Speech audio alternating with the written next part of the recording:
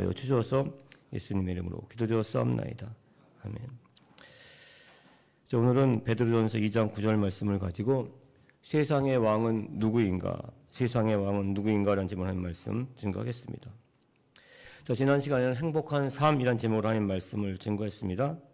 하나님은 우리가 정말 행복한 삶을 사는 것을 원하고 있습니다. 그래서 태초에, 그러니까 이 세상을 창조할 때부터 만드신 것이 바로 에덴 동산입니다. 지난 11조 기도회에서는 그래서 에덴 동산에서 흘러내리는 4대 강에 대한 축복이 흘러내리는 것에서 말씀을 나눴어요. 그렇습니다. 에덴 동산은 우리 사람이 가장 잘 살 수 있도록 행복한 삶을 살 수 있도록 만들어진 하나님의 나라입니다. 우리의 궁극적인 목적지, 본향이 바로 에덴 동산, 천국이라 할 수가 있습니다. 그런데 아담이 범죄함으로 말미암아 선악과를 따먹음으로 말미암아 에덴 동산을 잃어버립니다. 선악과, 이 선악과, 선악을 알게 하는 나무를, 그 나무의 열매를 따먹었다는 것, 이것이 정말 에덴 동산, 천국을 잃어버릴 만큼 큰 잘못인가 반문할 수 있어요. 과일 하나 따먹은 것이 그렇게 큰 죄인가 생각할 수 있습니다. 하지만 계속해서 살펴보겠지만 선악과는 그저 선악을 알게 하는 나무의 열매만이 아닙니다. 하나님의 주권, 이 세상을 창조하신 하나님을 인정하고 환영하고 모셔드리는 하나님의 그 주권을 인정하는 것이 되기 때문입니다. 예수님이 이 땅에 오신 이유입니다. 이 세상을 다스리는 왕으로서 예수님이 오신 이유, 근본적인 그 원인이 된 것이 바로 선악과라 할 수가 있습니다. 이번 주중에 있는 7월달 11조 기도회, 그리고 다음 주일 예배 설교 말씀까지 예수님이 이 땅에 오셔서 메시아로서 또 왕으로서 만왕의 왕으로서 선포하신 말씀, 특히 그 회당에서 선포하신 말씀, 누가복음 4장 18절 말씀을 가지고 하나님의 말씀을 나눌 예정입니다. 누가복음 4장 18, 19절입니다. 주의 성령이 내게 임하셨으니 이는 가난한 자에게 복음을 전하게 하시려고 내게 기름을 부으사 나를 보내사 포로된 자에게 자유를, 눈먼 자에게 다시 복음을 전파하며 눌린 자를 자유케 하고 주의 은혜를 전파하게 하려 하심이라 하였더라. 예수님은 가난한 자, 포로된 자, 눈먼 자, 눌린 자를 자유케 하시려고 이 땅에 오셨습니다. 또한 주의 은혜의 희년을 선포하려고 이 땅에 오셨어요. 만왕의 왕으로서 모든 것을 물리칠 수 있는 왕의 권세가 예수님께 있었기 때문입니다. 그런데 너무나 감사한 것은 이 세상을 다스릴 수 있는 왕의 권세는 또한 우리에게도 이미 있다는 사실입니다. 창세기 1장 27, 28절 말씀입니다. 하나님이 자기 형상 곧 하나님의 형상대로 사람을 창조하시되 남자와 여자를 창조하시고 하나님이 그들에게 복을 주시며 하나님이 그들에게 이르시되 생육하고 번성하여 땅에 충만하라, 땅을 정복하라, 바다의 물고기와 하늘의 새와 땅에 움직이는 모든 생물을 다스리라 하시니라. 그런데 아담이 선악과를 따먹으로 말미암아 에덴 동산을 잃어버렸어요. 왕의 권세를 잃어버리게 됐습니다. 하지만 그래서 예수님이 이 땅에 오셨다고 말씀을 드렸습니다. 예수님께서는 그러한 모든 왕의 권세를 우리 가운데 회복을 시켜 주셨습니다. 예수님이 오시기 전까지는 우리는 왕의 권세가 있는 것 몰랐어요. 제대로 올바로 사용할 줄 몰랐습니다. 자, 먼저 이 세상의 왕은 누구인가? 이 세상의 왕은 누구인가? 구약 말씀 가운데서 하나하나 살펴보고 또 오늘 본 말씀, 베드로가 선포한 말씀을 가지고 자세히 살펴보는 시간을 갖겠습니다. 또 오늘 본 말씀 가운데 베드로는 우리를 왕이라고 부르고 있습니다. 베드로는 자신도 역시 마찬가지로 왕이라는 확신이 있었기 때문입니다. 그래서 내가 믿는 예수님을 너희가 믿는다면 너희도 왕의 권세를 갖고 그 권세를 올바로 사용할 수 있다, 이렇게 말씀하고 있어요. 그런데 베드로에게서 이러한 고백이 나오기까지는 굉장히 오랜 시간이 걸렸습니다. 예수님이 십자가에 못 박히기 전 베드로가 한 고백이에요. 마태복음 16장 16절 보시면 시몬 베드로가 대답하여 이르되 주는 그리스도시요 살아계신 하나님의 아들이시니라. 베드로는 예수님을 그리스도라고 고백을 합니다. 이 고백을 들은 예수님 바로 이어서 말씀을 하세요. 17절 보시면 예수께서 대답하시되 바요나 시몬아 내가 복이 있도다. 이를 너에게 알게 한 이는 혈육이 아니요 하늘에 계신 내 아버지시니라. 이렇게 말씀을 하세요.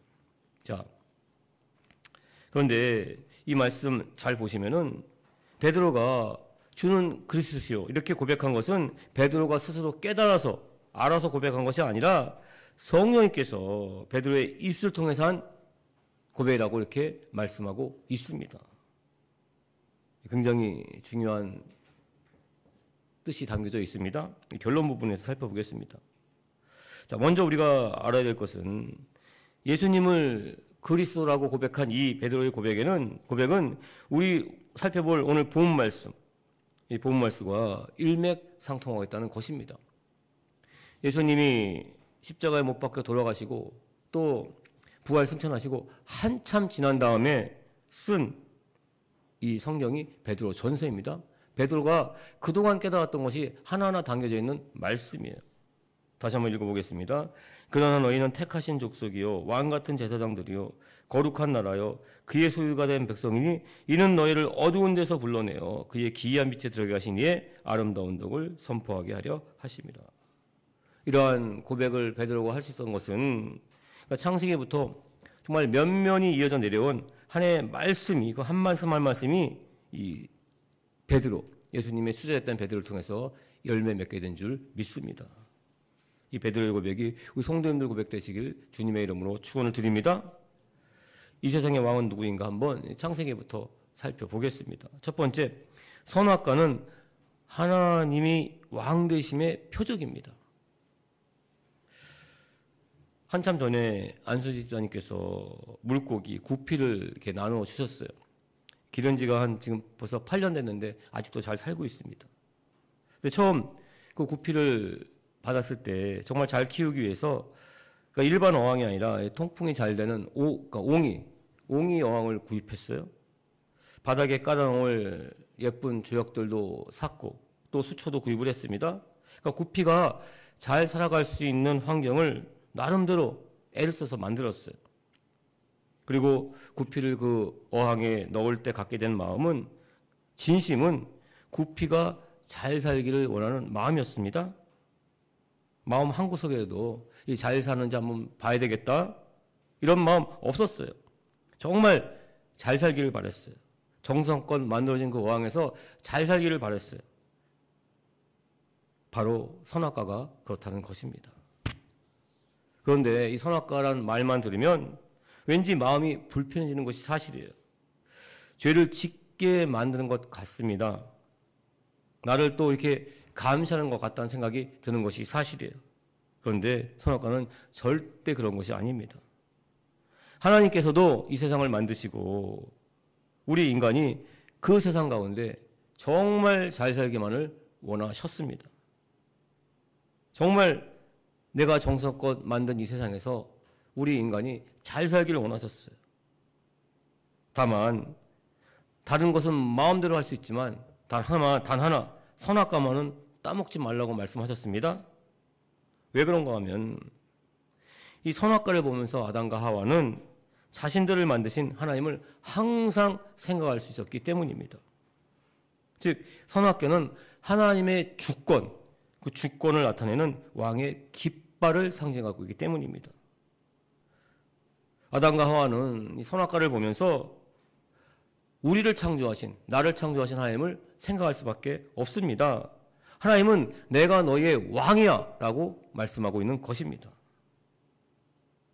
그래서 에덴 동산에 있는 그 선악과, 정말 보암직도 하고 먹음직도 하는 그 선악과를 따먹지 않는 것, 그것은 하나님의 절대 주권을 인정하는 것입니다.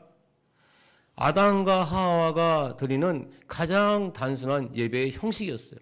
우리도 역시 예배 드리는 것이 하나님께 감사하는 것 있고 여러 가지 이유가 있지만 가장 큰 이유는 하나님의 그 주권, 우리를 만드신 하나님께 감사하는 것입니다. 마찬가지예요. 청소기 하나 사고 뭐 가전제품 하나 사도 분명히 그 사용 방법 매뉴얼이 있어요. 선악과는 이 세상을 살아가는 매뉴얼이라 할 수가 있습니다. 이 세상을 하나의 백성된 삶으로 잘 살아가는 방식이 바로 선악과를 통해서 알 수가 있다는 것입니다. 선악과는 하나님이 이 세상을 만드신 창조주, 이 세상의 왕이라는 사실을 보여주고 있습니다. 그런데 창세기 3장 5절 보시면 너희가 그것을 먹는 날에는 사단이 유혹합니다. 너희 눈이 밝아져 하나님과 같이 되어 선악을 알 줄을 하나님이 아심이라. 사단의 말에 속아요. 하나님과 같아지라고, 즉 나도 왕이 될 수 있다는 생각을 갖게 됩니다. 선악과를 따먹고 말아요. 이때부터 세상은 두 종류의 사람으로 나뉩니다. 하나님을 진정 왕으로 섬기는 사람, 그리고 자신이 왕이 되고자 하는 사람, 두 종류로 나뉘게 됩니다. 하나님이 이 세상을 홍수로 멸망시켰던 그 까닭도 보게 되면 창세기 6장 2절에 잘 나타나 있어요. 하나님의 아들들이 사람의 딸들의 아름다움을 보고 자기들이 좋아하는 모든 여자를 아내로 삼은지라. 하나님을 왕으로 섬기는 하나님의 아들들, 그리고 자신의 힘으로 이 세상의 왕이 되고자 하는 사람들의 딸이 섞여집니다. 4절 보시면 당시의 땅에는 네피림이 있었고 그 후에도 하나님의 아들들이 사람의 딸들에게로 들어와 자식을 낳았으니 그들은 용사라 고대의 명성 있는 사람들이었더라. 하나님의 아들들과 사람의 딸들이 혼인합니다. 섞여서 낳은 아들이 바로 용사여 고대의 명성 있는 사람들이 됐다는 말씀이에요. 이 힘 있는 사람들입니다. 당연히 세상에 왕이 되고자 했어요. 그래서 하나님께서는 홍수로 세상을 심판했던 것입니다. 하지만 하나님은 그 홍수 가운데, 그 멸망 가운데 하나님을 여전히 왕으로 섬기고 있는 노아와 그 가족은 구원해 주십니다. 그러니까 심판과 구원은 동시에 일어남을 창세기에서 보여주고 있어요. 굉장히 중요한 사실입니다. 하나님 오실 때도, 예수님 오실 때도 마찬가지예요. 심판과 구원은 동시에 일어나요. 한쪽은 멸망이고 한쪽은 구원의 역사가 나타난다는 것입니다. 자기의 힘으로 세상 가운데 왕이 되고자 하면은 멸망과 심판입니다.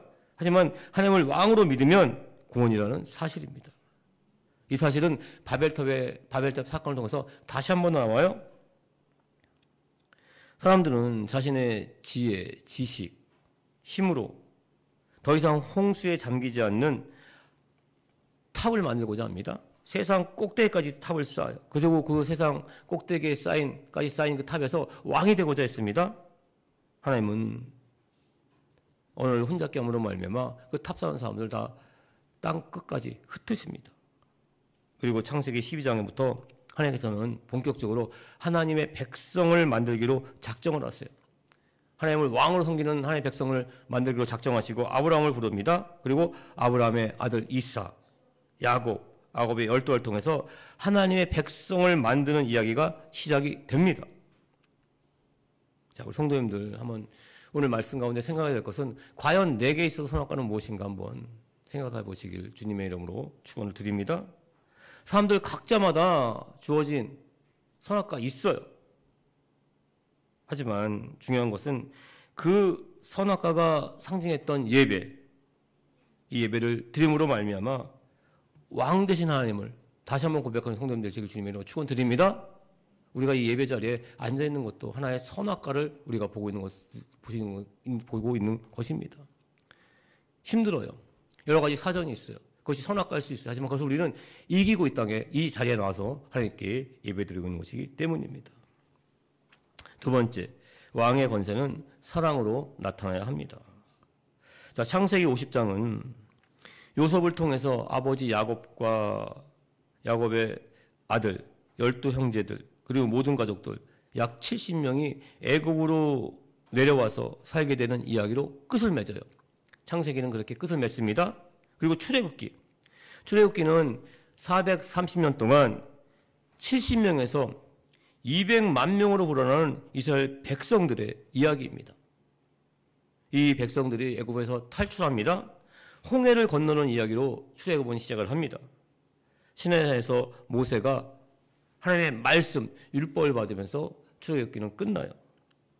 그리고 이 하나님의 말씀, 출애굽기를 기록한 말씀이 레위기입니다.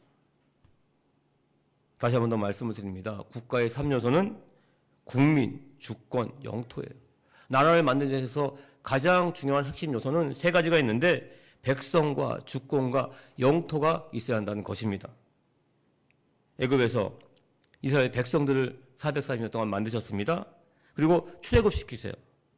그리고 이 출애굽 백성들이 시내산에서 받은 하나님의 말씀, 이 말씀을 통해서 이스라엘 백성들 마음 가운데 하나님의 주권을 세우세요. 주권. 나는 하나님의 백성이다. 우리는 하나님의 백성이다. 하나님이 세상을 만드셨다. 이런 하나의 주권을 이 백성들 마음 가운데 세웁니다. 그리고 40년 동안 광야에서 훈련시키면서 그 주권을 하나하나 세운 그런 말씀이 바로 신명기하고 민수기입니다. 그리고 결국 하나님의 나라, 영토를 정복하는 이야기가 바로 여호수아인 것입니다. 그러니까 창세기, 출애굽기, 레위기, 민수기, 신명기, 여호수아서는 하나님의 나라를 하나하나 만들어가는 이야기라 할 수가 있습니다. 하나님께서는 하나님의 나라를 만들기를 원하셨어요. 이 땅 가운데. 왜냐하면은 하나님이 왕이 되시는 나라, 그 나라는 모든 세상에 있는 그 나라들의 본되는 나라였기 때문입니다. 사람을 왕으로 세우지 않고 하나님의 말씀에 따라서 옳고 그름을 판단하는 사사를 세웁니다. 이 사사를 통해서 이스라엘을 다스렸어요.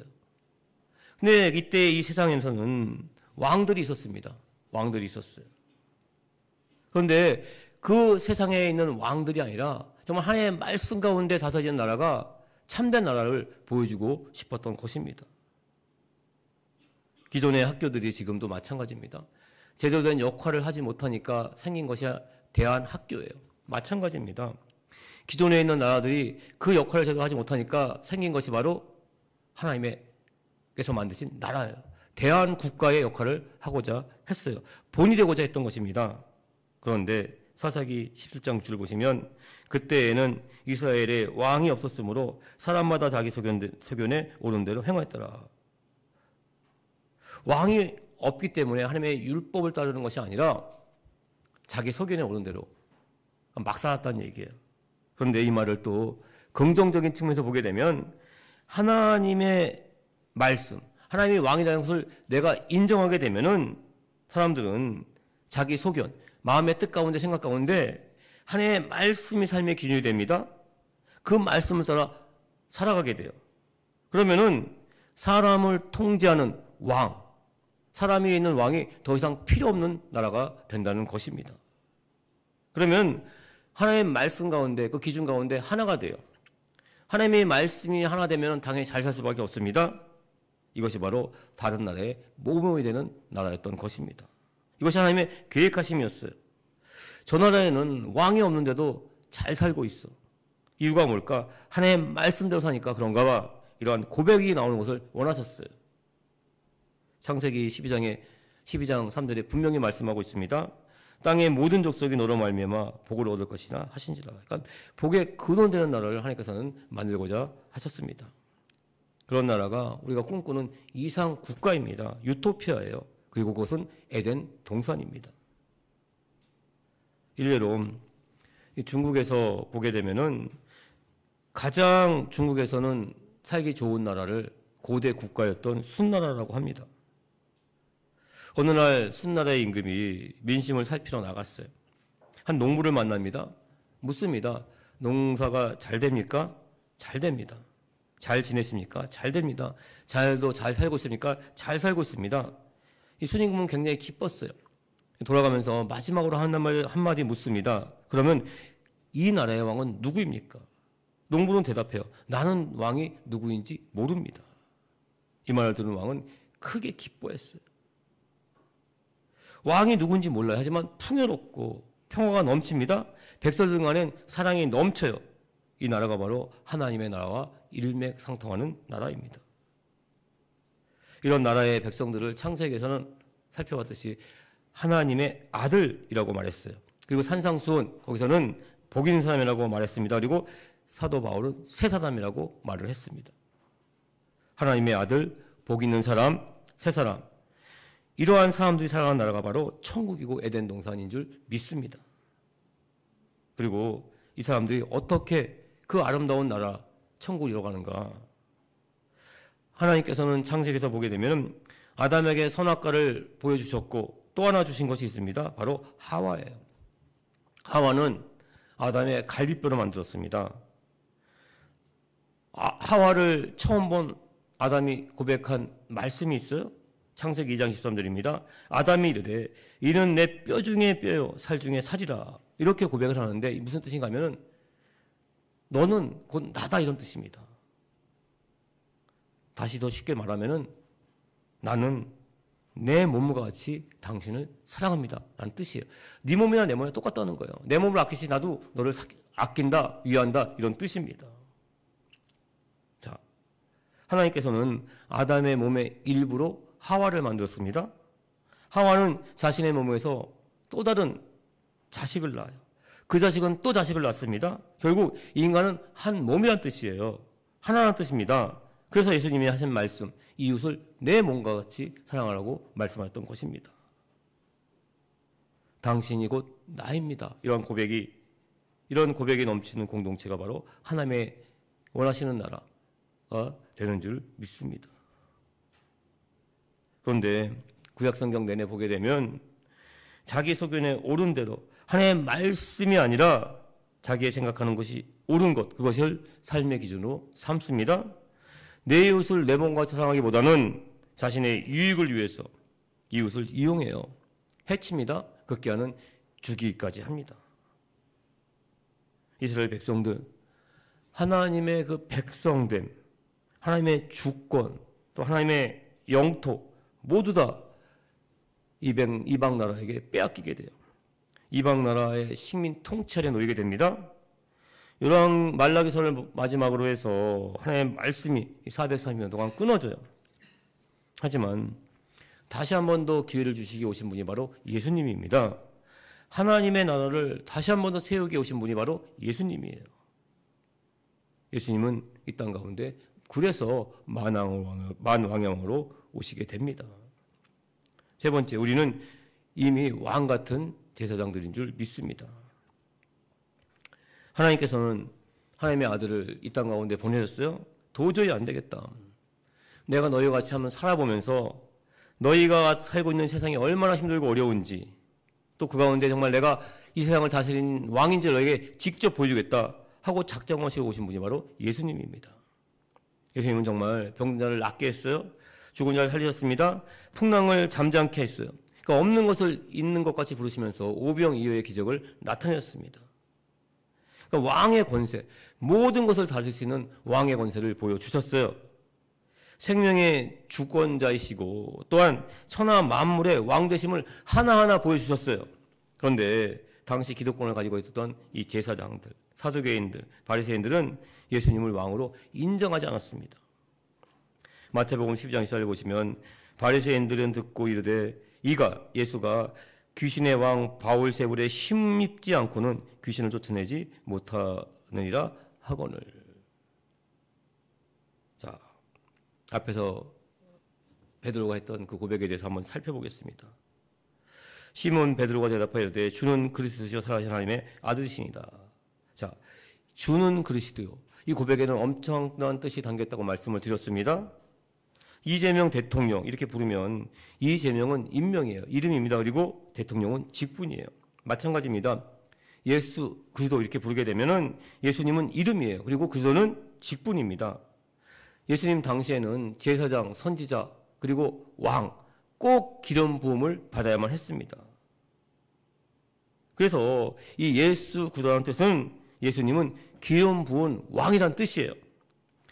지금은 왕관을 써야지만 왕의 그러한 권세를 보일 수 있지만 그 당시에는 기름을 바르는 것으로, 머리에 기름을 바르는 것으로 왕의 권세를 보여줬던 것입니다. 보면은 베드로는 얼떨결에 엄청난 고백을 한 거예요. 그냥 주는 그리스도 이렇게 간단하게 고백했지만 이 고백에 어떤 뜻이 담겨 있는 거냐면은 예수님은 왕이시다 이런 고백을 하게 된 것입니다. 그리고 예수님 십자가에 달릴 때 그 십자가에 보게 되면은 맨 꼭대기에 적혀 있는 문구가 있습니다. 유대인의 왕이라고 적혀 있어요. 물론 예수님을 조롱하기 위한 문구입니다. 대제사장과 바리새인들이 예수님을 신성 모독으로 죽이려고 음모를 꾸몄어요. 빌라도 총독에게 데려갑니다. 예수님을 유대인의 왕이란 반역죄로 십자가에 못 박습니다. 왜냐하면 그 당시 유대인의 왕은 로마의 총독이었기 때문입니다. 당시 사람들은 처음에는 예수님이 로마 식민지에서 이스라엘을 구원해낼 왕이라고 생각을 했어요. 그런데 자기의 뜻과 맞지 않으니까 예수님을 십자가에 못 박았던 것입니다. 마찬가지예요. 예수님의 수제자였던 베드로도 마찬가지입니다. 예수님을 정치적인 왕으로 생각을 하고 있었어요. 이 예수야말로 우리나라 이스라엘을 로마의 식민지에서 구원해낼 왕이라고 생각을 했는데 십자가에 못 박혀버립니다. 왕이 되면, 예수님이 왕이 되면 베드로 자신은 국무총리 2인자쯤 될 것이라고 생각을 했어요. 그런데 십자가에 못 박혀 죽으십니다. 모든 것이 물거품처럼 사라지게 됩니다. 낙담한 이 베드로 갈릴리 호수에서 이전의 직업 물고기를 잡는 업으로 돌아가게 됩니다. 근데 이때 어떻게 했어요? 부활하신 예수님이 또다시 찾아오십니다. 요한복음 20장 17절 보시면 베드로야 나를 사랑하느냐? 이렇게 물어요. 나를 사랑한다면 내 양을 먹이라 사명을 감당하라고 말씀을 하십니다. 다시 시작하면 된다고 말씀을 하세요. 너무나 감사했어요. 다시 시작을 했어요. 그런데 예수님이 부활 승천하기 직전까지도 베드로의 마음 가운데는 여전히 예수님은 정치적인 왕으로 남아 있었다는 거예요. 부활한 예수님이 승천하기 직전까지, 그 일보 직전까지 제자들이 한 질문을 보면은 분명히 알 수가 있습니다. 사도행전 1장 6절 말씀 보면 그들이 모였을 때, 제자들이 모였을 때 예수께 여짜 이르되 주께서 이스라엘 나라를 회복하심이 이때니까 하니. 자, 베드로와 이 제자들은 예수님이 이제 부활까지 하셨어요. 죽음에서 살아났습니다. 드디어 이제는 정치적 왕으로 등극하면은 이 유대, 이 이스라엘의 왕이 될 것이라는 것이 확실한 상태입니다. 그래서 질문을 던진 거예요. 이때니까. 하지만 7절 보시면은 너희는 알 바 아니다. 이렇게 딱 한마디로 잘르세요. 그리고 8절에 중요한 말씀을 하십니다. 오직 성령이 너희에게 마시면 너희가 권능을 받고 예루살렘과 온 유대와 사마리아 땅끝까지로 내 증인이 되시나 하시니다.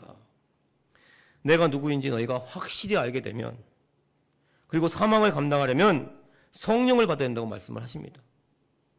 제자들 오순절날 결국 성령을 받습니다. 이 성령 충만을 받은 이 베드로, 정말 그때부터 강하고 담대하게 예수님이 왕이 되심을 선포해요. 그리고 자신도 마찬가지입니다. 그 왕의 권세를 가지고 성전 미문에 앉아있는 안진뱅이를 일으켜 세웁니다. 5,000명을 회개합니다. 베드로, 헬라어로 베드로인데 페트라죠. 근데 이 이름의 뜻은 반석이에요. 베드로는 그 이름 그대로 초대 교회 그 반석이 됩니다. 그러니까 로마의 첫 교황이 돼요. 로마 카톨릭 교회의 초대 교황이 됩니다. 말씀을 정리하겠습니다. 얼떨결에 이 베드로 예수님을 주는 그리스도 이렇게 고백을 했어요. 하지만 그 참된 의미를 모르고 있었어요. 다만 아는 것은 예수님이 이스라엘의 왕이 되면은 자신도 한 자리 차지한다. 부귀 영화를 누릴 것이라는 꿈을 꿨어요. 이런 베드로였는데 시간이 지났습니다. 오늘 본 말씀 가운데 보면은 그러나 너희는 택하신 족속이요 왕 같은 제사장들이요 거룩한 나라요 그의 소유한 백성이니 이렇게 고백을 합니다. 이것은 예수님을 확실히 깨달았기 때문입니다. 예수님이 왕이셨고 그러한 권세를 우리에게도 주셨다. 나도 왕이니 너희도 왕이다. 이렇게 선포하고 있는 것입니다. 이 고백이 성도님들 고백되기를 주님의 축원드립니다. 우리에게는 왕의 권세가 있습니다. 또한 그렇게 우리를 왕으로 세우신 그 까닭에 대해서 말씀하고 있습니다. 이는 너희를 어두운 데서 불러내어 그의 기이한 빛에 들어가신 이에 아름다운 덕을 선포하게 하려 하심이라. 선포합니다. 기이한 빛에 들어가게 하신 이, 그러니까 예수님의 그 아름다운 덕은 11조 기도회 가운데 나누게 될 말씀에 너무나 잘 나타나 있습니다. 누가복음 4장 18, 19절 다시 한번 읽겠습니다. 주의 성령이 내게 임하셨으니 이는 가난한 자에게 복음을 전하게 하시려고 내게 기름을 부으시고 나를 보내사 포로된 자에게 자유를 눈먼 자에게 다시 보게 함을 전파하며 눌린 자를 자유케 하고 주의 은혜를 전파하게 하려 하심이라 하였더라. 정말 성도님들은 이미 왕 같은 제사장인 줄 믿습니다. 왕의 권세를 가졌어요. 우리 성도님들 정말 가난한 자에게 복음을 전하고 포로된 자를 자유케 하고 눈먼 자를 다시 보게 하고 또 눌린 자를 자유케 하고 주의 은혜에 희년을 선포하는 성도님 되시길 주님의 축원드립니다. 이 땅 가운데 하나님의 나라 천국을 이루게 될 줄 믿습니다. 기도하겠습니다.